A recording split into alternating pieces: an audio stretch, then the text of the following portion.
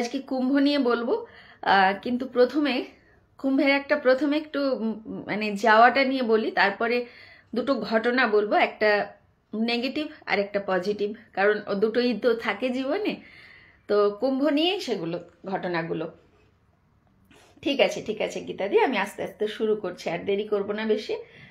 আর তোমরা শুনতে শুনতে যার যার মানে ডিনার করার আছে তারা কিন্তু করে নিও, ঠিক আছে? আমি যেমন শুনতে শুনতে কাজ করি, তোমরাও করে নিও, কারণ যদি একটু লম্বা স্ট্রেচ হয় তোমরা তোমাদের ডিনার টাইমটা করো না, কেমন?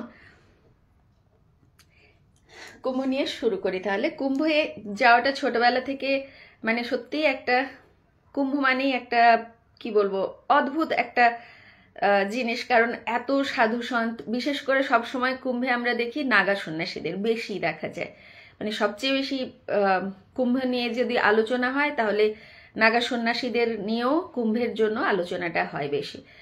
তো সাধারণ মানুষ যে যেতে পারে কখনো, বা যেতে পারবো আমি নিজে কখনো, সেটাও ভাবিনি।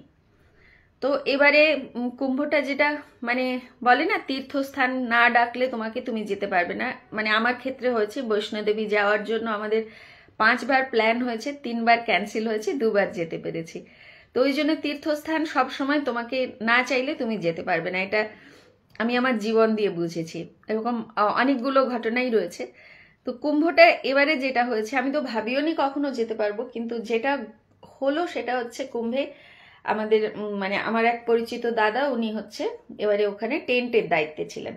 তো যখন টেন্টের দায়িত্বে ছিলেন উনি প্রথম থেকেই বলছিলেন, ইন্দ্রাণী যদি সুযোগ পাও চলে এসো একবার, আর তাহলে কুম্ভটাও ঘুরে যেতে পারবে, আর আমি তো এখানে দায়িত্বেই রয়েছি, কোনো অসুবিধা হবে না এখানে থাকার ব্যবস্থা বা অন্য কিছু আগে থেকে যে বুকিং করে যেতে হয় টেন্টের জন্য, সেগুলো করতে হবে না, তুমি শুধু বলো কবে আসবে, আমি ব্যবস্থা করে রাখবো। এটা হচ্ছে দাদা বললেন। তারপরে আরো 2-3জন আমার চেনা পরিচিত, তারা সবাই বললো আমরা কুম্ভে যাচ্ছি। ওরা তো দূর থেকে আসছিল, সেজন্য ট্রেনের টিকিট ওদের কাটা বা তারপরে বুকিং করা, ওরা সমস্ত কিছু করেছে। আমার কিন্তু ট্রেনের টিকিটও কাটান ছিল না, কোনো কিছু মানে যাওয়ার সেরকম প্ল্যানিং ছিল না। ঠিক আছে দাদা বলেছে। তারপরে হঠাৎ একদিন এক দিদি ফোন করলো, দিদি ফোন করে বলছে, কুম্ভে যাবি ইন্দ্রাণী, চল ঘুরে আসি তুই আর আমি। আমি বললাম ওরকম ভাবে তো আমি যাব না, কারণ ছেলেদের পরীক্ষা টরীক্ষা আছে, আর ওদেরকে ছেড়ে আমি কোথাও যেতেও চাই না, কারণ আমি চাই ওরাও দেখুক, জানুক ভারতবর্ষের যে ঐতিহ্য আমাদের, সেগুলো ওরাও একটু পরিচিত হোক তার সাথে। সেই জন্য আমি ওদেরকে সবসময় যেখানে যাই চেষ্টা করি সাথে নিয়ে যাওয়ার। তো আমি গেলেও ওদেরকে নিয়েই যাব। তো ঠিক আছে, আমি বললাম দেখ পরীক্ষা টরীক্ষা আছে, কারণ এই ফেব্রুয়ারিতে ওদের পুরো পরীক্ষার টাইম থাকে, তো কোনো ঠিক থাকে না কবে পরীক্ষা দেবে, তখনও পরীক্ষার যে রুটিন বা ডেটশিট যেটাকে বলে, সেই ডেটশিটও দেয়নি, কিছু হয়নি। আমি না জানলে তো হবে না, আগে আমি জানি তারপরে দেখছি। এটা এক দিদি হলো। তারপরে যেটা হলো, আমার উল্টো দিকের যারা এসছে, মানে ওরা উল্টো দিকের ফ্ল্যাটেই এসছে, ওদের বাড়ি স্বামী স্ত্রী দুজনেরই এলাহাবাদে। ওরাও বলল যে ভাবি কুম্ভে যাব, তোমরা যাবে? এবার ওদের হচ্ছে যেটা, সেটা হচ্ছে বাচ্চা দুটো একদম ছোট, বড় ছেলেটা 4 বছরের আর ছোট ছেলেটা 1.5 বছরের, একদম ছোট ছোট পুচকে বাচ্চা। তো কুম্ভ মানে তো প্রচন্ড ভিড় হয়, অনেক সাধু সন্ন্যাসী, তারপরে অনেক কিছু নেগেটিভ শুনেছি, সেই জন্য একটু ভয় ভয় ছিল ভেতরে। কিন্তু যখন ওরা বললো ওদের বাড়ি ওখানে, আর ওরা যখন অত ছোট বাচ্চাদের নিয়ে যাওয়ার রিস্ক নিতে পারছে, তখন আমি ভাবলাম ঠিক আছে, তাহলে একবার চেষ্টা করা যেতেই পারে। আর ওরা তো গাড়িতেই যাতায়াত করে, এখান থেকে 10 ঘন্টার রাস্তা আমাদের নয়ডা থেকে। তো বললো আমরা গাড়িতেই যাতায়াত করি, রাস্তায় মানে ওরা যদি গাইড, অ্যাজ আ গাইড থাকে, কারণ লোকাল ওরা, আমাদের কোনো অসুবিধা হবে না। তো এই করে পুরো একদম মানে সমস্ত কিছুটা এমনভাবে প্ল্যানিং হলো। তো সবাই বেশ রাজি উৎসাহ নিয়ে, তারপর দিদিদেরকেও বললাম, 2 দিদি আমার দিল্লিতে থাকে, ওরাও এলো, সবই ঠিক আছে। হঠাৎ করে হলো 29 তারিখ স্ট্যাম্পেড, মৌনী অমাবস্যার সময়। ব্যাস আমাদের যাওয়ার ঠিক ছিল মৌনী অমাবস্যার পরে, মানে বসন্ত পঞ্চমী 3 তারিখ যেটা ছিল। তো স্ট্যাম্পেড হয়ে গেল, আমরা ভাবলাম ব্যাস হয়ে গেল, আর তো বোধহয় যেতে পারবো না। যাই হোক, শুনে সমস্ত ট্রেন ক্যান্সেল করছে, তারপরে আরো রাস্তায় ট্রাফিক হয়ে গেছে, পুলিশ ভেতরে যেতে দিচ্ছে না, এরকম অনেক কিছু খবর আসছিল, উড়ো উড়ো খবরগুলো। তো সেটা নিয়ে ভয়ও ছিল, আর ভাবলাম যে ঠিক আছে, মানে একটা মেন্টাল প্রিপারেশনও থাকে। তো সমস্ত কিছু যখন হয়ে গেছে, তারপরে ফাইনাল যখন যাওয়ার আগের দিন মানে আমরা 31 তারিখ বেরোনোর কথা ছিল, 29 তারিখ স্ট্যাম্পেড হয়েছে, 30 তারিখ এরকম ঘটনা শুনছি যে সমস্ত ক্যান্সেল হচ্ছে, রাস্তায় ট্রাফিক, এটা ওটা, অনেক মানে অনেকজন ফোন করে বলছে তোমরা গেলে একটু ভেবেচিন্তে যাও, রিস্ক নিও না, রাস্তায় ট্রাফিকে ফেঁসে গেলে। এটা তো অবশ্যই রাস্তায় মানে গাড়ির ট্রাফিক যদি হয় হাই রোডে বিশেষ করে, আর আমরা হাইওয়ে হয়েই যাব, হাইওয়েতে যখন হয় তখন আমরা জানি কি বিভৎস পরিস্থিতি হয়। তো আমরা ঠিক আছে 30 তারিখ রাত্রেও জানি না যে যাবো বা যেতে পারবো কিনা। ওদেরকে মানে আমাদের যে উল্টো দিকে ওরা যে লোকাল ওরা, তো ওদেরকে বলতে ওরা বলল ভাবি এখনো কোনো কিছু ঠিক নেই, দেখছি কি করা যায়, আর যাওয়ার তো ইচ্ছা আছে খুব, সেরকম হলে পরে যাবো। আমি বললাম হ্যাঁ তাই ঠিক আছে, কিন্তু ততদিনে ছেলের ডেটশিট চলে এসছে, পরীক্ষা ছিল ওর 3 তারিখ, তো সেই 3 তারিখের পরীক্ষাও পিছিয়ে দেওয়া হয়েছে ম্যামকে ফোন করে বলে রিকোয়েস্ট করে যে ওটা পরে যাতে অ্যাডজাস্ট করা হয়। আর এদিকে যাওয়া হবে না, কারণ তারপরে আবার যেতে গেলে আবার পরীক্ষার ওদের ডেটশিট চলে এসছে, পরপর পরীক্ষা চলছে। তো এই করে মানে একটা খুব 30 তারিখ রাত্রিটা খুব অদ্ভুত ভাবে কাটলো। যাই হোক, যা হবে মেনে নিতে হবে জীবনে, সেটা হলো। তারপরে 31 তারিখ সকাল 8টা, এর মাঝখানে একটা মানে ঘটনা ঘটে গেছে, কিন্তু সেটা সবসময় সবকিছু বলা যায় না সবার সামনে, তবে সেটা বলছি না। তো 31 তারিখ সকাল 8টার সময় ছেলেরা স্কুলে গেল, আর ফোন মানে আমার উল্টো দিকে ওর নাম সুনিতা, সুনিতা ফোন করে বলল ভাবি রাস্তা ক্লিয়ার হয়ে গেছে, চলো বেরিয়ে যাব আজকে আমরা। তো রাত্রে আমরা বেরোবো, মানে বিকেলের দিকে বেরিয়ে যাব। তো ব্যাস, ছেলেদের পরীক্ষা ছিল সেদিন, ওদের মানে 31 তারিখ পরীক্ষা ছিল, দুজনেই পরীক্ষা দিয়ে আসবে। আমি বললাম ঠিক আছে, ওরা পরীক্ষা দিয়ে আসলে তারপরে আমরা বেরোবো।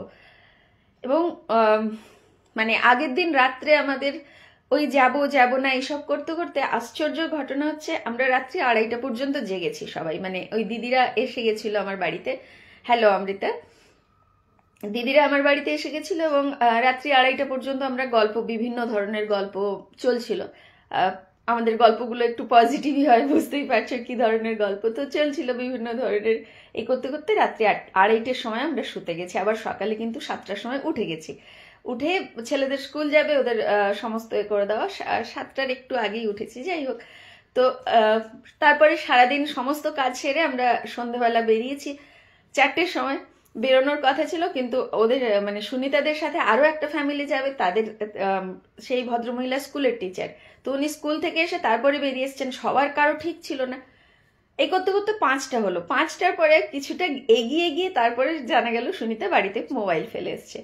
আবার ও বাড়ি এলো, বাড়িতে এসে মোবাইল নিয়ে ফেরত গেল, ততক্ষণে 1 ঘন্টা কেটে গেছে। মানে ফাইনালি আমরা স্টার্ট করেছি সন্ধ্যে 6টার সময়, ওরা বলেই ছিল 10 ঘন্টা লাগবে, এবং এক্স্যাক্ট ভোর 4টের সময় আমরা ওদের বাড়িতে গিয়ে পৌঁছেছি।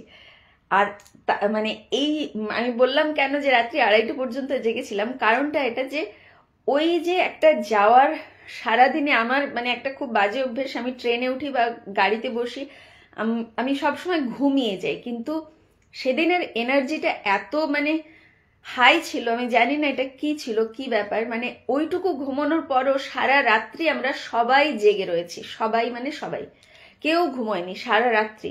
আর রাস্তায় কোনো ট্রাফিক ছিল না, একটা দুটো জায়গায় ট্রাকের লাইন ছিল, সেই লাইনগুলো সাইড দিয়ে, ওরা যেহেতু লোকাল ওরা রাস্তা জানে, সাইড দিয়ে কেটে কেটে আমরা বেরিয়ে গেছি, কানপুর হয়ে আমরা গেছি এলাহাবাদ। ভোর 4টে পর্যন্ত আমরা সবাই জেগে, কারো মানে কি বলবো, ওই 2-3 মিনিটের জন্য কারো বোধহয় চোখ লাগেনি, এরকম সিচুয়েশন। আমার ছেলেরাও তাই, হাজব্যান্ড তো ড্রাইভ করছে। এইভাবে পুরো through out the journey, amazing journey যাকে বলে, পুরো রাস্তা, এবং আমরা বিভিন্ন ধরনের স্তুতি করতে করতে, বিভিন্ন যার যার মন্ত্রপাঠ সেগুলো সব করতে করতে পুরো রাস্তা গেছি আমরা। আর হ্যাঁ, যেদিন যাব সেদিন আবার তার এই 30 তারিখে, 31 তারিখ বেরোচ্ছে, 30 তারিখ একজন ফোন করে বলছে দিল্লিতে, আমি যেখানে আগে থাকতাম, তো ওখানের এক বান্ধবী, সে বলছে আমাদের এখানে লোকাল একজন গেছিল, ওরা তোমরা যাচ্ছ ঠিক আছে, কিন্তু সাবধানে যেও, ওদের পুরো গাড়িতে ওরা ফ্যামিলি ছিল, তো মানে হাইওয়েতে যাওয়ার সময় একটা ট্রাক পুরো উল্টেছে ওদের গাড়ির ওপর, এবং ফুল ফ্যামিলি ক্র্যাশ হয়ে গেছে।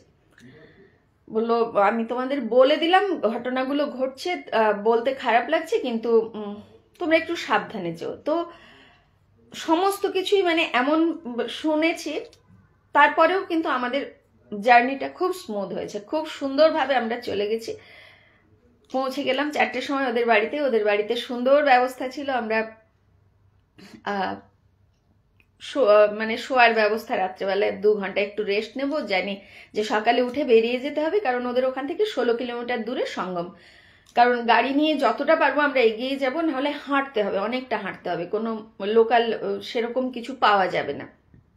তো আমরা সকাল পর্যন্ত মানে ওই 4টের সময় কোনো রকম একটু শুয়ে 1-1.5 ঘন্টা শুলাম। আমার হাজব্যান্ড তো সে জেগেই রইলো পুরো 6টার সময় থেকে ওঠ চল চল চল এই চলছে। তারপরে সবাই মিলে উঠে মোটামুটি 7টার মধ্যে আমরা বেরিয়ে গেছি এবং গাড়ি নিয়ে অনেক দূর পর্যন্ত গেলাম, মানে অনেকটা ভেতর পর্যন্ত আমরা চলে যেতে পেরেছিলাম। বোধহয় মানে আমাদের যেখানে থাকার ব্যবস্থা হয়েছিল সেখান থেকে 2-3 কিলোমিটার আমাদের হার্ডলি হাঁটতে হয়েছে, তার বেশি হাঁটতে হয়নি। তার মধ্যেও আমরা মানে টোটো ছিল, কিন্তু আমরা ভাবলাম যে ঠিক আছে, সবাই যখন হেঁটে যাচ্ছে, প্রচুর লোক হাঁটছে একসাথে, তো আমরাও তাহলে হেঁটেই যাই, একটু এনজয় করি, হাঁটাটাও তো এনজয় করা দরকার। সবার সাথে পায়ে পা মিলিয়ে আমরা হেঁটে ওখানে টেন্টে গিয়ে উপস্থিত হলাম। তারপরে পুরো সোজা জাস্ট রেখে একটু ব্রেকফাস্ট করে ওখান থেকে আমরা গেলাম একদম সঙ্গমে গিয়ে পুরো প্রথমে ভেবেছিলাম যদি খুব ভিড় থাকে সঙ্গমে যাব না, কিন্তু তারপরে দেখলাম সঙ্গম পর্যন্ত মানে সুন্দর স্মুথলি বেরিয়ে গেলাম। হ্যাঁ গো অমৃতা, প্রয়াগরাজে গেছিলাম, তো একদম সঙ্গমে গিয়ে সুন্দরভাবে স্নান করছি।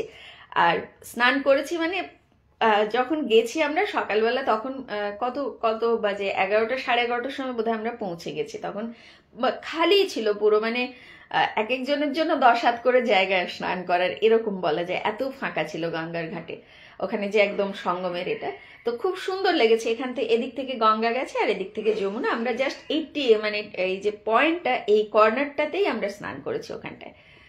তো পুরো একদম সুন্দরভাবে স্নান টান হলো, সবাই মানে খুব এনজয় করেছে, 3-4 বার জলে নেমে নেমে সুন্দরভাবে যার যেভাবে যে করেছে সেভাবে স্নান হয়ে তারপরে আমরা বেরিয়ে এসেছি। শুধু বাকি ওই অক্ষয়বট যেটা, তারপরে ওই হনুমান লেটে হয়ে হনুমানজি, ওগুলো দর্শন করা হয়নি, কারণ প্রচন্ড ভিড় ছিল, সেই জন্য আর ওদিকে আমরা রিস্কই নিইনি যাওয়ার। তারপরের দিন আবার গঙ্গায় স্নান করেছি।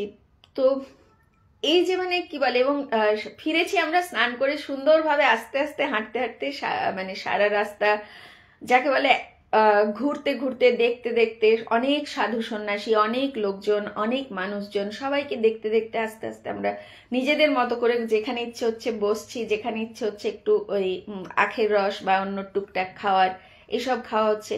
ওদের বাচ্চাটা, যে সুনীতার যে ছেলেটা, 4 বছরের ছেলে, পুরো রাস্তাটা হেঁটেছে। সেদিন আমরা প্রায় টোটাল 13-14 কিলোমিটার আমরা হেঁটেছি, ওখান থেকে সঙ্গম যাওয়া আসা, তারপরে সকাল থেকে যে হেঁটেছি, সবকিছু মিলিয়ে 13-14 কিলোমিটার হাঁটা হয়েছে। তো সন্ধ্যে 6টার সময় এসে আমরা পুরো একদম সবাই মানে টায়ার্ড, বাচ্চাগুলো তো ঘুমিয়ে গেছে। আর ওই 4 বছরের ওই ছোট্ট বাচ্চাটা, সেও পুরো রাস্তাটা হেঁটেছে, মানে হার্ডলি তার বাবা 2-3 মিনিট কোলে নিয়েছে, তো বলেছে বাবা আমাকে কোলে নিও না, আমি হাঁটবো। আর ছোট বাচ্চাটা 1.5 বছরের, সে তো কোনো মানে তার তো কোনো কথাই হবে না, কোনো এক ফোঁটা ডিস্টার্ব নেই রাস্তায়, কোনো চিৎকার চেঁচামেচি নেই, এত অদ্ভুতভাবে সবকিছু সুন্দরভাবে হয়েছে। সাধু সন্ন্যাসী অনেক দর্শন করেছি, আর সাধু সন্ন্যাসীদের মধ্যে কিছু তো থাকেই, বিভিন্ন ধরনের থাকে, তো ভালো মন্দ আমাদের অত জানার দরকার নেই, দূর থেকে প্রণাম করেছি, যতটুকু পেরেছি যাকে করেছি দিয়েছি, এইভাবেই মানে আমাদের কেটেছে। তারপরে কিছু কিছু জায়গায় সন্ধেবেলায় একটা জায়গায় গেছিলাম, ওখানে দেখলাম খুব সুন্দর কীর্তন হচ্ছে, শ্রীদেওরা বাবার অখণ্ড ধ্বনি। ওনাদের হচ্ছে ওই অখণ্ড ধ্বনি একটা জায়গায় ছিল, আরেকটা জায়গায় হচ্ছে ওনাদের থাকার জন্য টেন্টের ব্যবস্থা ছিল, সেটা থাকার জন্য ব্যবস্থাটা আমাদের পাশেই ছিল, তো সেটা আমরা জানতাম না, আমরা যেখানে ছিলাম তার পাশে। আর অখণ্ড ধ্বনিতে যখন গেছি, ওখানের যে পরিবেশটাই এত অদ্ভুত ছিল, কিন্তু প্রচন্ড ভিড় ছিল, ভিডিও করার কথা আর আমার মানে মাথাতেও আসেনি, ছবিও তোলা হয়নি, তাই সেটা আমি কাউকে শেয়ার করতে পারলাম না। পরে আমার কষ্ট হয়েছে যে মানে কি বলবো, একটা তাড়াহুড়োতে গেছি, কারণ আমরা যে টেন্টে ছিলাম সেখানে একটু রেস্ট্রিকশন ছিল, রাত্রি 10টার মধ্যে ঢুকতে হবে, তো এসে কিছুক্ষণ রেস্ট নিয়ে আবার বেরিয়েছি, তারপরে আবার ফেরত আসতে হবে, এই করে না আর মানে মাথাতেই আসেনি যে ছবি বা ভিডিও তুলবো। কিন্তু সেখানে যে ভাইব্রেশন, যে পরিবেশটা এত সুন্দর ছিল, মানে ওই কথা যেগুলো হয়, সেই কথা করছিল একজন, এত সুন্দর তার ভয়েস, কণ্ঠস্বর এবং বলার ভঙ্গিমা এত সুন্দর, চতুর্দিক মানুষজন তো বসে আছে, আর এত সাধু সন্ত বসেছিলেন ওখানে, সবাই বসে কথা শুনছে, এবং রাত্রে ভান্ডারেরও ব্যবস্থা ছিল। কিন্তু মানে দুঃখের বিষয় ভিডিও করা হয়নি বা ওখানে বসার সুযোগ হয়নি। তো ওটা একটু ফিরে আসার পরে ওটা মনে হয়েছে ইস, আমরা তো ওইটা মিস করলাম, ছবিটা তুলে আনলে ভালো হতো। যাই হোক, তারপরে রাত্রেবেলা আমরা ভোগ গ্রহণ করে ওখান থেকে আবার আমরা হাঁটতে বেরোলাম একটুখানি। আশ্চর্যের ব্যাপার যে ওই যে ভাবছিলাম যে শ্রীদেবরা বাবার ওখানে ধুনিটা ওখানে, আর ওনার ওখানে এলাহাবাদে আশ্রমও আছে শ্রীদেবরা বাবার, সেখানেও গেছিলাম আমরা। সেখানটাও আমরা জানতাম না যে সেখানে কি অবস্থা। তো সেখানে গিয়ে দেখলাম সেখানে কেউ নেই, সবাই ওই অখণ্ড ধুনির ওখানে রয়েছে। তারপরে আমরা রাত্রে যখন হাঁটতে বেরিয়েছি, তো ওই যে ফটো ভিডিও নেওয়া হয়নি, তো হাঁটতে হাঁটতে কিছুটা গিয়ে 5-7 মিনিট হেঁটেছি সামনের দিকে, মানে অন্য দিকটায় হেঁটে গেছি। হেঁটে গিয়ে দেখলাম ওখানেই বাবার মঞ্চ, যেটা মাচান বাবা বলা হয়, তো ওনাকে মঞ্চটা সাজানো রয়েছে, ওখানে ভোগ দিচ্ছে সামনে, মানে ওই মঞ্চ থেকে যে বেরিয়ে ওখানেই টেন্টের থাকার ব্যবস্থা। ওখানে বিদেশি স্বামী স্ত্রী দুজনে হবন করছেন বসে। অত রাত্রে, তখন প্রায় বলেছিল 10টার মধ্যে ঢুকে যেতে, তো আমরা তো 10টার মধ্যে ঢুকে গেছি। তারপর বললাম, রিকোয়েস্ট করে যে আমরা একটু বেরোবো, আশপাশটা ঘুরে আসবো। বললো ঠিক আছে। তখন 10:30 বাজে আমরা বেরিয়েছি, 10:30টার আশেপাশে। তো আমরা ওই গিয়ে দেখলাম, এবং আশ্চর্য লাগলো যে আমরা মানে ভারতীয়রা যতটা না, মানে আমরা বলি না যে, বলবো না যে আমরা ভারতীয়রা করি না, কিন্তু আমরা ভারতীয়রা তো করি। তাছাড়াও বিদেশিরাও ওখানে এসে মানে 1.5 মাস 2 মাস, এই যে যতদিন চলছে, ওরা ওইখানে পুরো রয়েছে। এবং ওখানে ওই রাত্রে হবন চলছে, সারা রাত্রি হয়তো হবন হবে।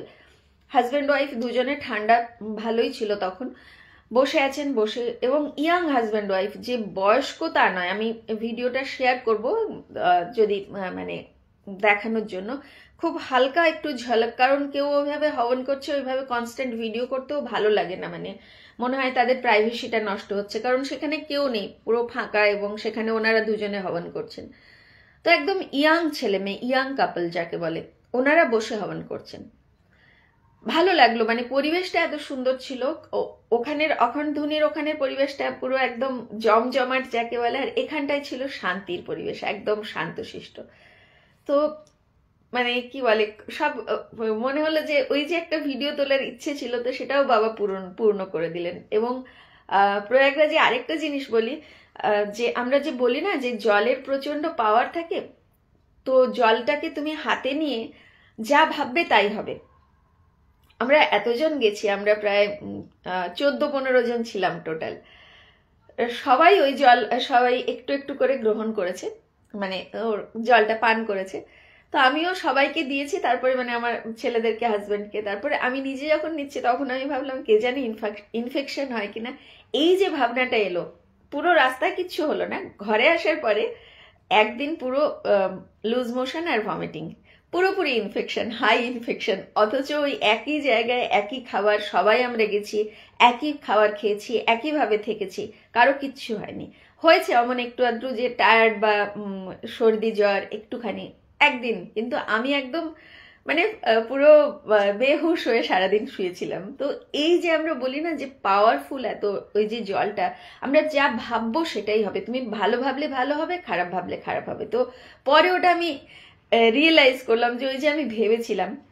আরও একটা সেদিন হোয়াটসঅ্যাপে লেখা এসেছিল, খুব সুন্দর লাগলো, যে আমরা কোভিডের সময়টা পার করেছি, আমরা দেখেছি সোশ্যাল ডিস্টেন্সিং বা মাস্ক পরা সব কিছু, কিন্তু যখন প্রয়াগরাজে মানে কুম্ভতে আমরা যেটা দেখছি, অল্প একটু, আমরা তো যখন স্নান করেছি সকালবেলা ওখানটা খালি ছিল, কিন্তু যখন আমরা উঠে আসছি তখন আস্তে আস্তে ভিড়টা বাড়ছে, এবং তখন পুরো মানে গিজ গিজ করছে লোক। তারপরেও আমরা জল ভরতে গেলাম, দেখলাম পুরো মানে আমরা যেভাবে স্নান করেছি ওই অতটা স্পেস ছিল না, মানে পার হেড 10 হাত করে জায়গা তখন আর ছিল না, তখন অনেক কমে গেছে, মানে 1 হাতের মধ্যেই আরেকজন স্নান করছে।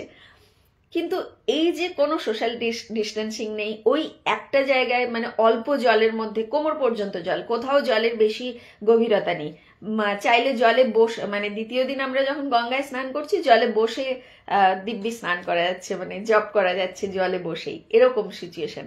তো ওই অল্প জলে এত মানুষ স্নান করছে, এতজন যাচ্ছে, প্রত্যেকে জল পান করছে, সবাই কিন্তু সুস্থ আছে। যে একটু আধটু সবার হয়েছে, কিন্তু যে একটা ভাইরাস বা অন্য কিছু যে সংক্রমণ, জলবাহিত রোগ কিচ্ছু হয়নি, কারোরই হয়নি। এবং ওখানের যে জল নিয়েও পরীক্ষা করে দেখা যাচ্ছে যেদিন শাহী স্নান সেদিন জলের কোয়ালিটি সবচেয়ে হাই, মানে সবচেয়ে টপ বেস্ট কোয়ালিটি, অথচ ওই দিন প্রচুর মানুষ স্নান করছে। How is it possible? তো কিছু কিছু জিনিসের ব্যাখ্যা হয় না। আর আমরা সবাই যাচ্ছি পুণ্য করতে, মানে স্নান করলে পুণ্য হবে, সেটার চেয়েও বড় কথা আমার যেটা মনে হয়েছিল, ওই যে নানা ধরনের মানুষ, তাদের আস্থা, তাদের যে ভক্তি শ্রদ্ধা নিয়ে যেভাবে তারা পৌঁছচ্ছে, কত কিলোমিটার যে হাঁটছে। আমরা তো গাড়িতে গেছি, আমাদের তো মানে সত্যি কথা সেরকম ভাবে কষ্ট হয়নি, কিন্তু কিছু কিছু মানুষ এত দূর থেকে হেঁটে আসতে হয়েছে তাদের। বিশেষ করে শাহী স্নানের দিনগুলোতে তো প্রচুর ভাবে রাস্তা বন্ধ, আমরা তো শাহী স্নানে ছিলামই না। আমরা 1 তারিখ আর 2 তারিখ, 3 তারিখ শাহী স্নান শুরু হবে, তার আগেই আমরা বেরিয়ে এসেছি, মানে 2 তারিখেই আমরা বেরিয়ে এসেছি। কিন্তু ওই যে মানুষগুলো আমরা যখন বেরিয়ে আসছি তখন দেখছি তারা কত দূর থেকে হেঁটে হেঁটে যাচ্ছে, এবং বয়স্ক মানুষ প্রচুর, যেটা একদম মানে আমার চোখে দুজন মানে কি বলবো, একজন কাপল আরেকজন 2 ভাই চোখে পড়েছে। সেটা সত্যি অদ্ভুত। কিরকম যে হাজব্যান্ড ওয়াইফ যে যাচ্ছেন, সাথে কিন্তু আর কেউ নেই, যথেষ্ট বয়স হয়েছে, সেই অশীতিপর বৃদ্ধ বলা হয় না, মানে 80-র উপরে বয়স ভদ্রলোকের, একদম কুঁজো হয়ে গেছেন, নুবজ যেটাকে বলে, একদম ঝুঁকে রয়েছেন, রোগা পাতলা, স্ত্রীও রোগা পাতলা মেটে কাটো মানুষটার। এবং স্বামীর ডান হাতে লাঠি, বাম হাতটা স্ত্রী ধরে রেখেছেন, আস্তে আস্তে আস্তে আস্তে হেঁটে যাচ্ছেন, সঙ্গমে স্নান করবেন। আরেকজনকে দেখলাম, মানে কি বলবো, দাদা বেশ সুন্দর পোশাক আশাক দেখেই বোঝা যাচ্ছে ভদ্রবাড়ি, বা একটা হয় না একটা মানুষকে দেখলে অ্যাপিয়ারেন্স দেখলে তার বোঝা যায় যে উচ্চবিত্ত পরিবার, এগুলো দেখে বোঝা যাচ্ছে। কিন্তু তার ভাই, মুখের আদলটা প্রায় একই রকম এবং বয়সটাও কাছাকাছি, বোঝাই যাচ্ছে ভাই দেখে বোঝা যাচ্ছে একটু ডিস্টার্ব, কোথাও না কোথাও একটু ডিস্টার্ব আছে। হাতটাকে এইভাবে রেখেছে, মানে তুলে রেখেছে বাম হাতটাকে, ডান হাতটা দাদা ধরে রেখেছে, আর খালি পায়ে লুঙ্গিটাকে ওই ফোল্ড করে পরা হয় না, একটা হাফ হাতা জামা পরে আছে, লুঙ্গিটাকে ফোল্ড করে পরেছে, আর ভাইটার হাত ধরে ধরে নিয়ে যাচ্ছে খালি পায়ে। এই ভাইকে নিয়েও সে স্নান করাতে গেছে ওখানে। মানে এই যে আস্থা, এই যে জিনিসগুলো, মানে যেটা চোখে পড়ার মতো। বাকি তো ছিলই, অনেক অনেক মানুষ ছিল, অনেক মানে সাধু মহাত্মা ছিলেন, অনেক যারা মানে কেউ তো চাইছিলেন, আবার কেউ কেউ ছিলেন চুপচাপ বসে বসে জব করছিলেন, একটা জায়গায় চুপচাপ বসে বসে জব করছেন বয়স্ক। তো যার ইচ্ছে হচ্ছে আসছে, প্রণাম করছে, যা দিচ্ছে দিচ্ছে, না দিচ্ছে না দিচ্ছে, কোনো ব্যাপার না, কোনো দিকে কোনো তাকানো নেই। আর একটা জিনিস যেটা চোখে পড়ার মতো, সেটা হচ্ছে সাফাই কর্মীরা। মানে সাধু সন্ত তো আছেই, কিন্তু এই যে এত কোটি কোটি মানুষ গেছে যারা সাফাই করছে, তা মানে পরিষ্কার পরিচ্ছন্ন জায়গাগুলো, কোথাও কোনো নোংরা আমি দেখতে পাইনি। এবার মানুষজন যদি নিজেরা গিয়ে নোংরা করে আসে সেটা আলাদা কথা, কিন্তু চতুর্দিকে মানে খড় বিছিয়ে রাখা রয়েছে, প্রতিদিন ফ্রেশ খড় বিছানো হয়, কারণ যা দেখলাম একদিনে ভিজে গেলে পরের দিন না বিছালে সেই খড়টা ওরকম থাকে না, সকালে ফ্রেশ খড় থাকবে না। সারা রাত্রি মানুষজন স্নান করছে, খড়গুলো বিছিয়ে রাখা হয়েছে যাতে ধুলো না ওড়ে, জল দেওয়া হচ্ছে কন্টিনিউয়াসলি, এবং নোংরাগুলো রাস্তায় যে লোহার শিটগুলো বেছানো হয়েছে, যেগুলো দিয়ে রাস্তা বানানো হয়েছে, সেগুলোতে কোথাও কোনো নোংরা নেই, ধুলো রয়েছে, জল দিয়ে ধুলোটা হচ্ছে, কিন্তু কোথাও কোনো নোংরা নেই, কোনো পলিথিন পড়ে নেই, কোনো কিচ্ছু নেই। সাফাই কর্মীরা কন্টিনিউয়াসলি কাজ করে যাচ্ছেন, এবং পুলিশ কর্মীরা, তাদেরকে সত্যিই হ্যাটস অফ। সারা দিন রাত্রি যেভাবে তারা সেবা করছেন, আমরা যে টেন্টে ছিলাম সেখানেও যথেষ্ট পরিষ্কার পরিচ্ছন্ন, জলের ব্যবস্থা, এভরিথিং A to Z। মানে পৃথিবীর সবচেয়ে বড় মেলা, সবচেয়ে বড় গ্যাদারিং এই কুম্ভ মেলা, সেখানটাকে এত সুন্দরভাবে মেনটেন করেছে। সত্যিই মানে সাধু সন্তদেরকেও প্রণাম, এবং যদি সাফাই কর্মীদের না প্রণাম করি তাহলে কিন্তু অপরাধ হবে, কারণ তারা যেভাবে সাফাই কর্মী, পুলিশ কর্মী, এরা যেভাবে সাহায্য করছেন, এবং কারো কোনো রাস্তার অসুবিধা হলে জিজ্ঞেস করলে সঙ্গে সঙ্গে বলে দেওয়া হচ্ছে এদিক দিয়ে যাও, এই দিক দিয়ে এইভাবে, ওই দিকে ভিড়, এরকম এত সুন্দরভাবে মেনটেন করা হয়েছে। এবং প্রত্যেকটা মানুষ, আমরা সবাই বলছি অনেক লোক যাচ্ছে, কিন্তু ধাক্কা ধাক্কি নেই, ভিড় নেই। যে স্ট্যাম্পেডটা হয়েছে ওটাও শোনা যাচ্ছে যে ওটা হচ্ছে মানে কি বলে ইচ্ছে করে করানো হয়েছে। তো সেটা সেটা অন্য তর্কের বিষয়, সেটা যেন তদন্ত করে জানা যায় আসল সত্যটা, সেটা পরের কথা। কিন্তু আদারওয়াইজ এত সুন্দর সিস্টেম, এত সুন্দর, I am proud to be Indian, সত্যি কথা। মানে এবং এত বড় একটা কুম্ভ মেলাকে সামলানো, এটা সত্যিই hats off each and every one যেভাবে এ করেছে। এবং প্রতিটা মানুষজন, কারো কোথাও চিৎকার চেঁচামেচি ছিল না, যে যার নিজের মতো জব করছে, নিজের মতো রাম নাম করছে। কেউ কেউ দাঁড়িয়ে আছে বলছে রাম বলো, রাম রাম রাম, তো সেটাও করছে সবাই। সুন্দর ব্যবস্থা ছিল, সবকিছু মিলিয়ে কুম্ভ খুব ভালো লেগেছে। এখনো সময় আছে 26শে ফেব্রুয়ারি পর্যন্ত, শিবরাত্রি পর্যন্ত। যারা যেতে চান, যদি সুযোগ সুবিধে হয় চলে যান। একটু হাঁটতে হবে, এইটুকু মানসিকতা রাখতে হবে, আদারওয়াইজ অসুবিধে কিচ্ছু হবে না। যদি আনন্দ মনে ভগবানের উপর বিশ্বাস করে বেরিয়ে যান, তিনি ঠিক ব্যবস্থা করে দেবেন সবকিছু। তো যারা যেতে চান আস্তে আস্তে এই যেতে পারেন, তবে শাহী স্নানের দিন না যাওয়াই ভালো, তার আগে পরে যদি যাওয়া যায়। শাহী স্নান তো হয়েই গেল, 12 তারিখেরটাও হয়ে গেছে, জাস্ট একটাই রয়েছে শিবরাত্রি। তো মাঝখানে রাশটা বোধ হয় একটু বেশি হবে, কারণ এখন অনেকেই যেতে চাইছে। না যেতে পারলেও কোনো অসুবিধে নেই, ঘরে বসেও আমরা মানে কি বলে, যদি নিজেদের পজিটিভিটিটা বাড়াতে পারি, নিজেদের দেখেও আমরা মানসিক যেটাকে পুজো বা মানসিক স্নান সেটাও যদি করতে পারি। আমরা তো টিভিতে কন্টিনিউ দেখছি, তো মানসিক মানে মানসিকভাবেও যদি আমরা ডুবকি লাগাই তাহলেও কিন্তু হবে, কারণ সবার পক্ষে তো যাওয়া সম্ভব হয় না। না হলে কোনো অসুবিধা নেই, আমরা মানসিকভাবে ঘরে বসেই ডুবকি লাগালাম না হয়। মনটাই তো আসল, ওখানে গিয়ে যদি আমার মনের মধ্যে কোনো শুদ্ধতা পবিত্রতা না এলো তাহলে তো গিয়ে কোনো লাভ নেই। কিন্তু ঘরে বসে যদি আমার মনটা শুদ্ধ পবিত্র থাকে তাহলেই তো হয়ে যায়, সবটাই হয়ে যায়, তাই না? তো পাপ পুণ্য জানি না, মাথাতেও এগুলো মানে অহংকার করব না, কিন্তু অত আসে না মাথাতে। সুযোগ হয়েছে, মা নিয়ে গেছেন, হয়ে গেছে, এটাই অনেক বড়। আর প্রয়াগরাজে আমরা জানি যখন কুম্ভ মেলা হয় বিশেষ করে, তখন যে সমস্ত সাধু সন্ন্যাসীরা আসেন ফিজিক্যালি তারা তো আসেনি, কিন্তু আমরা যেমন পরমহংস যোগানন্দজির বইতে, যোগী কথামৃত বইতে পেয়েছি যে শ্রী মহাবতার বাবাজিও ওখানে একদম সাধারণ মানুষের বেশে মানে আসেন, বা সূক্ষ্ম শরীরে অনেক মহাত্মা আসেন, তারা ওখানে উপস্থিত থাকেন। আমাদের চোখ নেই, আমরা চিনতে পারি না, সেটা আলাদা কথা। একটা পড়ছিলাম একটা অংশ যেখানে শ্রী লাহিড়ী মহাশয়, ওনার হচ্ছে তখন অফিস থেকে ছুটি নিয়ে কুম্ভ মেলাতে কিছুদিন গেছেন।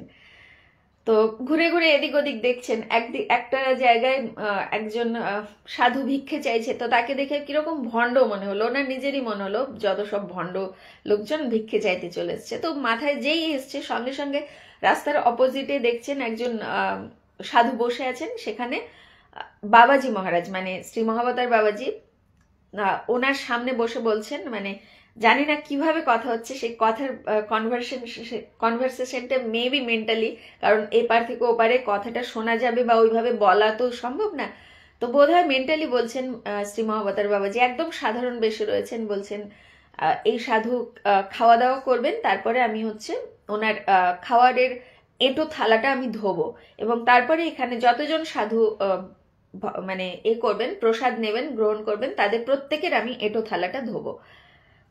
তো এইটা উনি কেন করছেন? শ্রী মহাবতার বাবাজি করছেন। কেন করছেন? না বিনম্রতা আমি প্র্যাকটিস করছি, উনি বলছেন। তার মানে কাউকে দেখে সন্দেহ করো না, যে যার কাজ করছে করতে দাও, তারা তাদের কাজটা করুক, তুমি তোমার কাজটা করো। একটা সুন্দর মেসেজ মানে সেদিন হঠাৎই পড়তে পড়তে ওখানটায় চোখ গেল। তো মনে হলো কত অদ্ভুত, সত্যি কথা, আমরা তো বুঝতেও পারি না, কিন্তু শ্রী মহাবতার বাবাজির মতো মানুষ এসে ওইভাবে সেবা করছেন, তিনি সাধারণ মানুষের। আচ্ছা, খুব সুন্দর গীতাদি, খুব ভালো, খুব ভালো। বড় মেয়ে জামাই ঘুরে আসুক, খুব ভালো, খুব ভালো, ঘুরে আসুক, ভালো লাগবে, ঘুরে এলে ভালো লাগবে। আর কোনো কিছু আমরা তো সবসময় যে সবাই পাওয়ার আশা নিয়ে যাই তা নয়, কিন্তু যাওয়ার পরে অনেক কিছু পেয়ে যাই, মানে সেগুলো গুপ্ত ধনের মতো সঞ্চয় হয়ে থাকে আমাদের মনের ভেতরে, যেগুলো বলা যায় সেটা বাইরের, আর যেটা ভেতরে আসে সেটা তো ভেতরেরই পুরো একদম। তো এই হচ্ছে আমার কুম্ভ, একটানা আমি বলে গেলাম আমার কুম্ভ মেলার মানে কুম্ভ মেলাতে যাওয়ার ঘটনা। আর বাড়িতে যাওয়ার আগে বাবা মা শ্বশুর শাশুড়ি কাউকেই জানানো হয়নি যে আমরা কুম্ভতে যাচ্ছি, কারণ বয়স্ক মানুষ, ওনারা টেনশন করবেন, সেই জন্য বলা হয়নি। ফিরে আসার পরে সবাইকে বলা হয়েছে যে আমরা গেছিলাম। তো কারণ 29 তারিখ স্ট্যাম্পেড হয়েছে, আর যদি বলি আমরা 31 তারিখ বেরোচ্ছি তাহলে তো হয়ে গেল, ওনারা ঘরে বসে বসেই একদম অবস্থা মানে খুবই টেনশন করবেন, সেই জন্য আর বলা হয়নি। বাবা মাকে লুকিয়েই কাজটা করেছিলাম, আমরা করেছি আর কি। তো ঠাকুর যেন সেটার জন্য অপরাধ না নেন, কিছু করার ছিল না আমাদের। তো এই হচ্ছে আমার কুম্ভর ঘটনা। এবার কুম্ভ নিয়ে একটা দুটো ঘটনা বলি। প্রথম ঘটনাটা আসার সময় রাস্তাতেই দিদি শেয়ার করলেন, যে দিদি দুই দিদি গেছিলেন, তার মধ্যে এক দিদি শেয়ার করলেন। তো সেই ঘটনাটা ছিল, দিদির বাড়িতে একজন মানে হেল্পিং হ্যান্ড ছিলেন। তো সেই হেল্পিং হ্যান্ড একদিন কথায় কথায় দিদি মানে হয় না, কথায় কথায় কথা আসে, তখনও কুম্ভ মেলার সময়টা ছিল।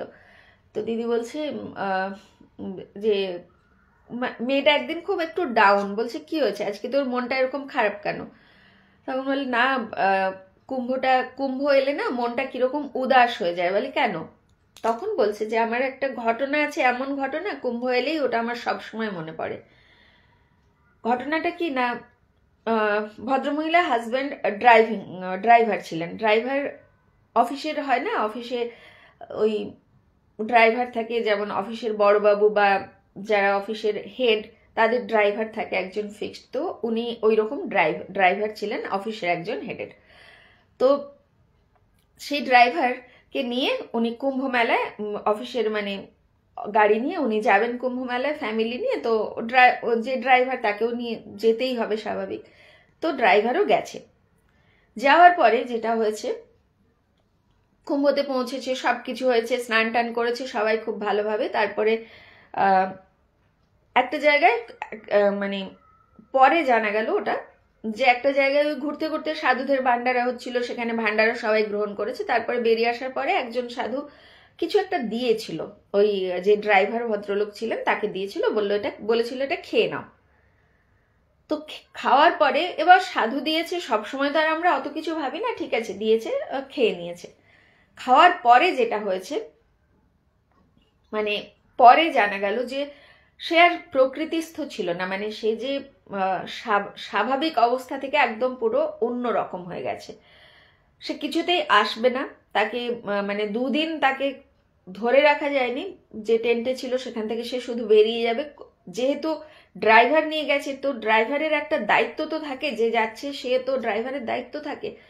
যখন ড্রাইভার এরকম করছে, তখন সে তো যিনি বস ছিলেন তিনি অন্য একজনকে মানে হায়ার করে ড্রাইভার নিয়ে কোনো রকমে ওনাকে ধরে নিয়ে বাড়ি এসে পৌঁছে দিলেন, এবং বললেন যে ওর চিকিৎসার যা যা মানে ব্যবস্থা, যা যা খরচা লাগবে সমস্ত খরচা আমরা দেব, তুমি চিন্তা করো না, ভালো হয়ে যাবে। তো অনেক ডাক্তার দেখানো হয়েছে, অনেক কিছু করা হয়েছে, এদিক ওদিক সেদিক সব কিছু, মানে এদিক ওদিক মানে অন্যান্য ভাবে যে ঝাড়ফুঁক বা যা কিছু করা যায় সমস্ত কিছু ভদ্রমহিলা ট্রাই করেছে, কিন্তু কোনোভাবেই তার হাজবেন্ড আর প্রকৃতিস্থ হয়নি। এবং অবশেষে যেটা হলো, 2টো ছেলে মেয়ে ছোট ছোট ছিল, হাজবেন্ড একদিন বাড়ি থেকে বেরিয়ে গেল মানে তার আর খোঁজই পাওয়া গেল না। তো বলে কুম্ভ এলেই আমার সেই ঘটনাটা মনে পড়ে, হাজবেন্ড তার অনেক দিন হলো চলে গেছে। তো অর্ধকুম্ভ হয়, আমরা তো জানি প্রতি 3 বছর অন্তর এক এক জায়গায় কুম্ভ হতে থাকে, আর 6 বছর অন্তর অর্ধকুম্ভ হয়, 4টে জায়গাতে হয়, যে 3 বছর অন্তর, আর 12 বছর অন্তর পূর্ণ কুম্ভ। আর এই কুম্ভটা হচ্ছে মহাকুম্ভ, কারণ 12 144 বছর পরে এই যোগ।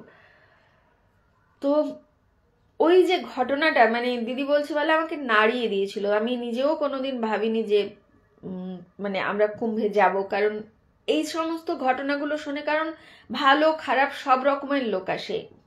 একটা ইউটিউবে খুব ভাইরাল হয়েছিল ভিডিওটা, শ্রী দেওরা বাবারই যে শিষ্য বাড়ি মহারাজজি, উনি বলছিলেন ঘটনাটা, অনেকেই শুনেছে, তবে ছোট্ট অংশটাই ভাইরাল হয়েছিল যে ওই ভূত ছেড়ে দিয়েছিল এক অঘরী ওনার পেছনে, অনেকেই শুনেছে ঘটনাটা। তো ভূত তো ছেড়ে দিয়েছিল, কিন্তু উনি বুঝতেও পারছিলেন যে ভূত মানে একটু বলেই দিই ঘটনাটা, না হলে ওটা আবার কনফিউজ হয়ে থাকবে। কারণ কুম্ভতে ভালো মন্দ সমস্ত রকমের সাধু আসে, এবং শুধু সাধু না, কিন্নর, দেবগণ, দেবতারাও যেমন আসেন, তেমনি ভূত পিশাচ সমস্ত কিছু আসে কুম্ভতে। তোমার পজিটিভিটি কিরকম সে তার উপরে নির্ভর করে তুমি কার দ্বারা মানে প্রভাবিত হবে। তোমার ভেতরে যদি নেগেটিভিটি থাকে, নেগেটিভ জিনিসে অ্যাট্রাক্ট হবে। তোমার ভেতরে যদি পজিটিভ জিনিস থাকে, তাহলে পজিটিভ জিনিস অ্যাট্রাক্ট হবে। এটা হচ্ছে একদম সাধারণ ফান্ডা, এটা শুধু কুম্ভের জন্য না, এটা সব ক্ষেত্রেই। তো সেই জন্য আমি বারবার বলি নিজের পজিটিভিটিটা বাড়াও। তো ওই ভদ্রলোক তখন ইয়াং ছিলেন, বড়ে মহারাজজি যিনি, উনি তখন ইয়াং, একদম বাচ্চা ছেলে। তো ডন বৈঠক করতেন খুব, একদম স্ট্রং, একদম যাকে বলে ডন বৈঠক মানে আজকাল যে জিমে গিয়ে যে মাসেলস বানায়, উনি তো সেই রকম ভাবেই তখন মানে মাসেলস টাসেলস বেশ একদম হাট্টা কাট্টা যাকে বলে।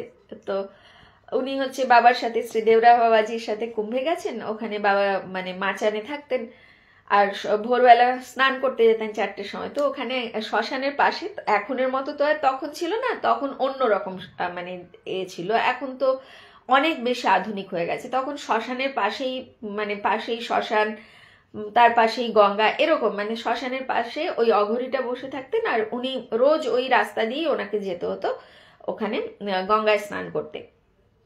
তো উনি যেতেন, আর ওই অঘরী রোজ দেখতো। একদিন ওকে ডেকেছে, ডেকে কিছু বলেছে। তো উনি তো বললে মেরা গুরুজি হ্যায় আর কুছ নেই, মানে গুরুর ওপর প্রচন্ড বিশ্বাস, প্রচন্ড ভক্তি। তো কিছু একটা বলেছে যেটা উনি শোনেননি, উল্টে অনেক কিছু মানে তর্কাতর্কি হয়েছে। তখন বলে আচ্ছা দাঁড়া, তোর আমি মজা দেখাচ্ছি। বলে আপ মেয়েরা ক্যা কর লোগে, ঠিক আছে দেখাচ্ছি দাঁড়া। বলে একটা কিছু ওই শ্মশানের ছাই থাকে, সেই ছাই থেকে তুলে নিয়ে এরকম হাতে মুঠো করে ফু দিয়ে ওনার দিকে ছুঁড়ে দিয়েছে। তো ছুঁড়ে তো দিয়েছে, তার যখন ছুঁড়ে দিয়েছে গায়ে লাগেনি, ওটা একটু দূরে গিয়ে পুরো সেই ওয়ান্ডার বলে না, মানে এরকম গোল গোল গোল গোল হয়ে ধুলোর একটা ঘূর্ণি মতো সব সময় ওনার পেছন পেছন, ও গঙ্গায় স্নান করতে যেত, ওনার পেছন পেছন যেত, আবার ও ফিরে আসতো, তখন ও পেছন পেছন। তো উনি বলে বাহ ভারী মজা। তো বলে ঠিক আছে, ভূত এসছে, আমার পেছনে ছেড়েছো, বেশ করেছো, কিন্তু আমাকে ছুঁতে পারবে না। তখন ওই বাবাজিও বলেছেন ঠিক আছে দেখ লেঙ্গে হাম ভি। তো এরকম রোজই যান, রোজই ওইরকম ওই ওই জায়গা থেকে, এই নয় যে তারপরে আসেন না, ওই জায়গা থেকে রোজ ওই বাবান্ডার ওর পেছন পেছন যায়, আবার রোজ আসে। তো একদিন উনি বললেন আচ্ছা দাঁড়াও মজা দেখাচ্ছি, দিয়ে উনিও এক মুঠো ধুলো নিয়ে নিজের মন্ত্র যা যা আছে সেগুলো বলে ছুঁড়েছেন। তো বাবান্ডারটা ছোট হয়ে গেছে কিছুটা, কিন্তু বাবান্ডারটা রয়েছে। তারপরেও মানে উনি আরো ফুল টুল তুলে ট্রাই করেছেন, হয়নি। তারপরে লাস্টে একদিন, লাস্ট মানে শেষের দিন উনি প্রচন্ড জেদ, আজ তো একে আমি খতম করেই ছাড়বো। তো সেদিন উনি মানে মন্ত্র বলেছেন, হাতে একটা ফুল নিয়েছিলেন বা ধুলো যাই হোক নিয়ে মন্ত্র বলে যেই ওইদিকে মেরেছে, ওই বাউন্ডারটা সঙ্গে সঙ্গে একদম পুরো ধুলোয় মিশে গেছে। তো এইটা তারপরে আসার সময়, ফিরে আসার সময় স্নান করে ফিরে আসছেন যখন, বাউন্ডারটা তো আর পেছনে নেই। তখন উনি ওই অঘরীকে এরকম ঠেঙ্গা এরকম মানে জাস্ট দেখায় না, ক্যা কর লিয়া কুছ নেই কর পায়, এরকম ভাবে দেখিয়ে বেরিয়ে গেছেন, আর ইয়াং ছেলে। তো এই হচ্ছে ব্যাপার, মানে সমস্ত রকম আসে ওখানে। যারা ভূতকে নিয়ে মানে রিসার্চ করছে তাই বলবো, তারাও আসছেন, আবার অঘরীরাও আসছেন, ভালো খারাপ সব রকম মিশিয়ে। তো নিজেকে তুমি ঠিক রাখো, নিজের বিশ্বাসটা ঠিক রাখো, তাহলেই হবে। ওদের দিকে যাওয়ার দরকার নেই। যেটুকু রাস্তার আশেপাশে পড়ছে, কোনো আখাড়ায় যেতে মন চাইলে যাও, ঘুরে এসো, দেখে এসো। আদারওয়াইজ তো এখন তো ইউটিউব, টিভি, সব জায়গায় পুরো কুম্ভের পুরো একদম ডিটেল করছেন, মানে যারা যারা হচ্ছে নিউজ পেপারের বা এর রয়েছেন এই সমস্ত চ্যানেলের থেকে, তারা তো করছেনই, তো দেখার তো কোনো অসুবিধে নেই। এইটা হচ্ছে একটা বলতে গিয়ে দুটো বলে দিলাম। আর একটা ঘটনা বলি, এটা না বললে কুম্ভটা মানে কমপ্লিট হবে না। সেই ঘটনাটা হচ্ছে, আমার এক দাদা গেছিলেন কুম্ভে 2010-এর কুম্ভ, বা যাই হোক এক্সাক্ট আমি হয়তো মানে বলতে পারছি না, আমার মনে আসছে না এই মুহূর্তে। তো ও এলাহাবাদেই গেছেন উনি কুম্ভতে। তো ওনার ওই যে বললাম জলটা প্রচন্ড পাওয়ারফুল। তো জলে দাঁড়িয়ে ওনার মনে হয়েছে যে যদি সত্যি কুম্ভকে মানে ভারতবর্ষ, এই কুম্ভ মানেই এক টুকরো ভারতবর্ষ, মানে সমস্ত ভারতবর্ষ এখানে এসে উপস্থিত। তো একে এইভাবে একদিন দুদিনে দেখা সম্ভব না। যদি অ্যাটলিস্ট 29টা দিন থাকা যেত, জাস্ট এই কথাটা মনে এসছে, তাহলে খুব ভালো হতো। এই কথাটা যেই মনে এসছে জলে দাঁড়িয়ে, এবং এমন সিচুয়েশন হলো, ট্রেন তো পাওয়া গেল না, কোনো ট্রেনের টিকিট নেই, কোনোভাবেই ব্যাক করতে পারলেন না। ঠিক 29 দিনই ওনারা ওখানে ছিলেন। তো উনি রোজ এতে যেতেন, মানে রোজ ঘুরতে যেতেন। সকালে ঘুমও আসতো না বেশি, সকালবেলা উঠে আমি এদিক ওদিক ঘুরে বেড়াতাম। এবার ওখানে অনেকেই শুনে থাকবে কল্পবাস হয়, এটা প্রয়াগরাজেই হয় কল্পবাস, এবং ওখানে অনেক বয়স্ক হাজব্যান্ড ওয়াইফ ওনারা কল্পবাস করেন। কিরকম ভাবে না, আমাদের মানে এদিকে আমাদের ওয়েস্ট বেঙ্গলে যেমন সংক্রান্তিতে আমরা মাস শেষ হয়, সংক্রান্তির পরের দিন থেকে মাস শুরু হয়, এখানে পূর্ণিমা টু পূর্ণিমা 1 মাস কাউন্ট করা হয়। তো পৌষ পূর্ণিমা থেকে যান ওনারা, গিয়ে থাকেন এই মাঘী পূর্ণিমা পর্যন্ত। এই যে চলে গেল মাঘী পূর্ণিমা 12 তারিখ, এই টাইমটা হচ্ছে কল্পবাস। পুরো মাঘ মাসটা গঙ্গার ধারে ওনারা থাকেন, টেন্ট নিয়ে, টেন্ট ভাড়ায় পাওয়া যায়, টেন্ট নিয়ে থাকেন। এবং ডেইলি রুটিনটা এরকম যে ভোর 4টের সময় গঙ্গা স্নান করবেন, তারপরে সারাদিনে একবার আহার করবেন, বাকি সমস্ত সময়টা নিজেদের জপ পুজো যা যা আছে সেগুলো করবেন। এইভাবেই পুরো 1 মাস ওনারা কাটান। এবার খাওয়া দাওয়ার কোনো স্টক থাকবে না, যা যেটুকু পাওয়া যাবে, যেভাবে জুটবে সেইভাবে চলবে। মানে হার্ডলি একদিনের তুমি নিয়ে যেতে পারো, বাকি প্রতিটা দিনের জন্য যা ব্যবস্থা হবে ওপর থেকে, মানে ভগবান যে ব্যবস্থা করবে সেই ব্যবস্থাতেই তোমাকে থাকতে হবে। এবার ওখানে গভর্নমেন্ট থেকে যারা কল্পবাসী তাদেরকে প্রতিদিন বা খোঁজ নিয়ে নেওয়া হয় প্রতিদিন যে কার জল লাগবে। খুব কম পয়সায়, মানে তখন 10 টাকায় ওই 20 লিটারের যে বটলগুলো হয়, জলের বোতল দিয়ে যাওয়া হয়। এই একটা সার্ভিস ওনারা দেন প্রত্যেক দিন। তো এইভাবে ওনারা কল্পবাস করেন এবং এই রুটিনেই চলে।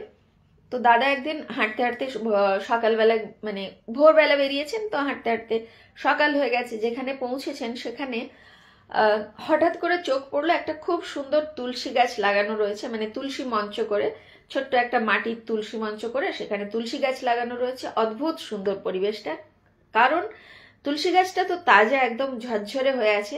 সামনে আলপনা আঁকা রয়েছে তুলসী গাছের সামনে। কিরকম ভাবে আলপনাটা না, বালি, ওখানটা তো পুরো প্রয়াগরাজ যদি যায় কেউ দেখতে পাবে, পুরো মানে নদীর চর ওটা, তো বালিতে আঙুল দিয়ে সুন্দর করে আলপনাটা আঁকা রয়েছে। তো দেখে না একটা মানে অদ্ভুত মুগ্ধতা, অদ্ভুত একটা ভালো লাগলো দাদার। দাদা একটুক্ষণ চুপ করে দাঁড়িয়ে রইলেন, তারপরে হঠাৎ দেখলেন ভেতর থেকে বুড়ি মাই বেরিয়ে আসছেন। তো মা যখন বেরিয়ে এসছেন, উনি প্রণাম করেছেন, তো মাইও প্রণাম করলেন। তখন মানে খুব যত্নের সাথে, বাবা ভেতরে এসো, টেন্টের ভেতরে মানে ডেকে নিয়ে গেলেন খুব যত্নের সাথে। যত্নে মানে খুব নম্রভাবে, খুব শান্ত শিষ্ট একটা হয় না, খুব সুন্দরভাবে আহ্বান করে ভেতরে নিয়ে গেলেন। ভেতরে নিয়ে গিয়ে টেন্টের ভেতরে জাস্ট একটা মানে কি বলে ওই খড়ের ওপরে একটা ওই বিছানার চাদর পাতা, তার উপরেই ওনারা ঘুমন, এইরকম ব্যবস্থা, ওখানেই থাকেন। তো ঘরের মধ্যে একটা ছোট্ট মানে রান্নার একটা ব্যবস্থা রয়েছে অবশ্যই। উনি দাদা যখন গেছেন, গিয়ে দেখলেন ভেতরে কিচ্ছু নেই, শুধু যে জলটা, ওই 20 লিটারের জলের বটলটা ছিল, সেই জলের বটলটার একদম তলায় কিছুটা জল পড়ে রয়েছে। সেই জলটা গ্লাসে ঢেলে, জাস্ট হাফ গ্লাসের একটু বেশি হয়েছে, সেই জলটা মানে দাদাকে দিচ্ছেন, দাদাকে বলছেন এটা আপনি গ্রহণ করুন। এবং সেটা অত্যন্ত বিনয়ের সাথে, অত্যন্ত শান্ত বিনম্র ভাবে, যে আমাদের কাছে এইটুকুই আছে আপনাকে অভ্যর্থনা করবার মতো, তো এটা দিয়ে আমি আপনাকে আপ্যায়ন করছি, আপনি গ্রহণ করুন, এরকম ভাবে, মানে খুব সুন্দর ভাবে।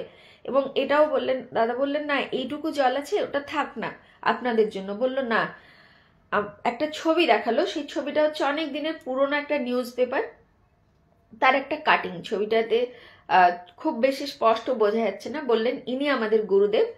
গুরুদেব কালকে রাত্রে এসে বলে গেছেন যে আজকে একজন ব্রাহ্মণ আসবেন। মানে দাদা অ্যাভয়েড করতে চাইছিলেন, বললেন একজন ব্রাহ্মণ আসবে তার সেবা করতে। ও আচ্ছা, আরো একটা জিনিস, উনি যখন টেন্টের কাছে নিয়ে গেলেন, দাদাকে দাঁড় করালেন, বললেন একটু দাঁড়াও।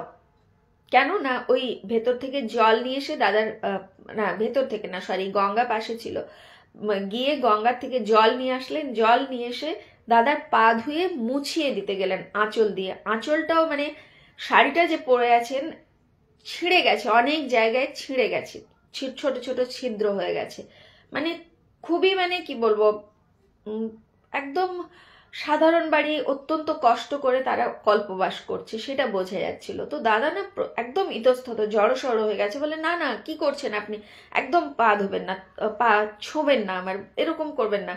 তো উনি তো কথা শুনলেন না কোনোভাবেই, স্বামী স্ত্রী দুজনে জল দিয়ে ধোয়ালেন, তারপরে হচ্ছে প্রণাম করলেন, আঁচল দিয়ে মুছিয়ে দিলেন। তো দাদার অত কিছু করতে দেয়নি, জাস্ট মানে প্রণাম করতে গেলেও দাদা হাতটা ধরে নিজেই উল্টে ওনাদের প্রণাম করেছেন, যেহেতু বয়স্ক মানুষ। তারপরে যখন ঘরের ভেতরে গিয়ে ওইভাবে গ্লাসে জলটা দিয়ে বলছেন, তখন বলছেন যে কাল রাত্রে গুরুদেব বলে গেছেন যে একজন ব্রাহ্মণ আসবেন, তোমরা তার সেবা করো।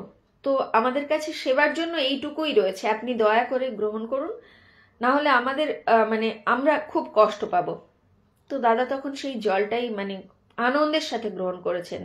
এবং দাদা বললেন মানে বলে আমার মানে দাদা বলতে গিয়ে দাদার না চোখে জল চলে এসছে। দাদা বলছে যে আমি কাকে দেখছি, কাকে, কে এটা, কারা এটা, যেন শিব পার্বতী পরীক্ষা নেওয়ার জন্য এসে দাঁড়িয়েছেন, বা ভারতবর্ষের, এই তো ভারতবর্ষ, এই তো আমার ভারতবর্ষ, ভারত মাতা যেটাকে আমরা বলি, এই তো ভারত মাতা, এই সেই ভারত মাতাকে আমি দেখছি, এইটাই তো আমাদের ভারতবর্ষ। এই যে ভালোবাসা, এই যে শ্রদ্ধা, এই যে বিনম্রতা, নিজের কিচ্ছু নেই, কিচ্ছু দেওয়ার মতো নেই, তবু সেই জলটুকু অফার করা, ওইটুকু জল রয়েছে সেটাও অফার করছেন উনি। এই যে মানে পুরো দেওয়ার জন্য প্রস্তুত, যতটা পারা যায় একজন ব্রাহ্মণকে শ্রদ্ধা করা, সম্মান করা, বা ব্রাহ্মণ না হোক, অতিথি যে নারায়ণ, সেই অতিথিকে নারায়ণের রূপে সেবা করা। তো এটা বোধহয় কুম্ভে গিয়েই দেখা সম্ভব, আর এখনো হয়তো গ্রামে গেলে আমরা কোথাও দেখতে পাবো। কিন্তু দাদা বলল আমার মানে ওই ঘটনাটা দাদাকে নাড়িয়ে দিয়েছিল। তারপরে মানে দাদা তো কাঁদতে কাঁদতে বেরিয়ে এসছেন, বেরিয়ে আসার পরে সেদিনই উনি আবার চাল ডাল সবজি নিয়ে গেছেন যতটা পেরেছেন। আশ্চর্য, মানে দাদা নিয়ে গেলেন, তো ওনারা বললেন, প্রণাম তো করলেন, মানে এরকম হাত জোড়ো করে বললেন অনেক ধন্যবাদ আপনি নিয়ে এসছেন, কিন্তু স্টক করতে পারবো না। জাস্ট 4 মুঠো চাল যে হয়, 4 মুঠো চাল তুলে নিলেন, 2 মুঠো ডাল, আর শুধুমাত্র সেই দিনের জন্য, মানে 4 মুঠো চালে দুজনের খাওয়ার হবে, ডাল একটু আর একটু সবজি, শুধুমাত্র সেই দিনের জন্য। এই নয় যে স্টক করে অনেকটা পেয়ে গেছি স্টক করে রেখে দেবো, না, ওই একদিনের জন্য ওনারা তুলে নিলেন। তারপরেও আবার মানে দাদা যতবার পেরেছেন একবার দুবার গিয়ে দিয়ে এসছেন, যাই যতটুকুই পারুক। কিন্তু এই যে আমাদের ভারতবর্ষ, এই যে ভালোবাসা, এই যে নিঃস্বার্থ সেবা, এর কোনো তুলনা হয় না। এগুলো মানে আমরা যখন যাই, দেখি, অনুভব করি, তখন আমরা আমাদের ভেতরটা কোথাও না কোথাও চেঞ্জ হয়।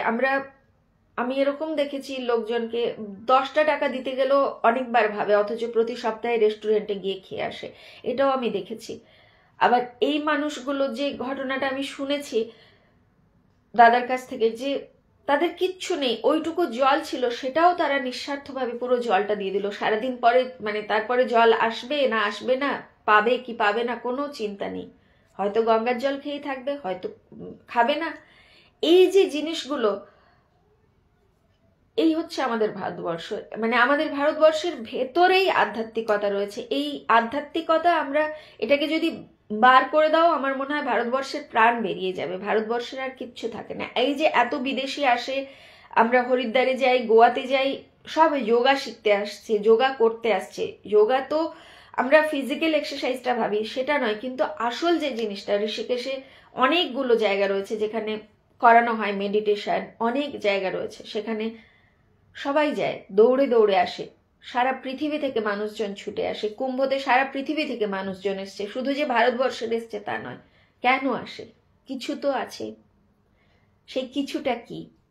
মাঝে মাঝে এই প্রশ্নগুলো মনে জাগে। আমার বড় ছেলে বলেছিল, মা এত ভিড়ের মধ্যে গিয়ে কি করবে, পরে যেও। আমি বললাম না, গেলেই ভিড়ের মধ্যেই যাব। ও প্রথমে রাজি ছিল না, পরে দেখলাম ও নিজেই সার্চ করেছে অনেক কিছু, টুকরো টুকরো অনেক কথা রাস্তায় চলতে চলতে আমাকে বলল, এই ব্যাপার যেগুলো আমি জানতাম না ও আমাকে বোঝালো। তো আমরা আমাদের সন্তানদেরকেও যদি এটা দিই, মানে সংস্কারটা দিয়ে রাখি ভেতরে, তাহলে কিন্তু জীবনে যাই হোক ওরা টলে যাবে না। আর ওরাই তো আমাদের দেশের ভবিষ্যৎ। ওদের ভেতরেও যদি এই ভেতরের আসল জিনিসটা থাকে, জীবনে অনেক শান্তি পাবে। সুখের চেয়েও শান্তি বড়। অনেক কিছু রোজগার করা, অনেক বড় গাড়ি বাড়ি, এসব থাকে সুখের জন্য। শান্তিটা কিন্তু ওই দিনের শেষে একটা নিশ্চিন্ত ঘুম, ওটা হচ্ছে শান্তির। আর ভেতরে যদি আমার ভালো কিছু থাকে, তবে সেটা কিন্তু আমাকে শান্তি দেবে। লুকিয়ে আমরা যেটুকু করি অন্যের জন্য, সেটা আমাদের অনেক শান্তি দেয়, রাদার দেন কাউকে দেখিয়ে ফেসবুকে বা এতে করাচ্ছে। আমরা যেটুকু লুকিয়ে রেখে করি সেটা কিন্তু দিনের শেষে আমাদের শান্তি দেয়। একটা না আজকে অনেকক্ষণ বলে গেলাম, আশা করি কেউ বোর হলে না। আর যদি বোর করে থাকি তাহলে ক্ষমা চাইছি। ভেতরের অনেক জমা কথা সবার সাথে শেয়ার করে নিতে ভালো লাগে, তাই আমার নিজের ভালো লাগলো শেয়ার করার। আর গীতাদি আমাকে বলেছিল, ইন্দু একটু বলিস কুম্ভের কথা। আশা করি গীতাদিরও ভালো লাগলো। তনুদিকেও এরকম বলো না। আমি তো কি বলবো, আমি ফিল করতে পারি না তুমি যে কাঁদছো। সত্যি তোমার ভেতরটা, বলে না কাঁদলে ভেতর পরিষ্কার হয়ে যায় মানুষের। আমাদের চোখে যদি বিনা কারণে অন্যের জন্য জল আসে নিঃস্বার্থ ভাবে, সেটাই কিন্তু আসল। হিমালয়কে ভালোবাসতাম, কেন এখন ভালোবাসো না? এখনো ভালোবাসো, খোঁজ নিয়ে দেখো, এখনো ভালোবাসো। থ্যাংক ইউ উর্মিদি। আমারও খুব ভালো লাগলো গো তোমাদের সাথে এইগুলো শেয়ার করে। তাপসীদি লিখেছে চোখের জল এসে যাচ্ছে। না গো, কাঁদাতে চাইনি আমি, তোমাদের কাউকে কাঁদাতে চাইনি।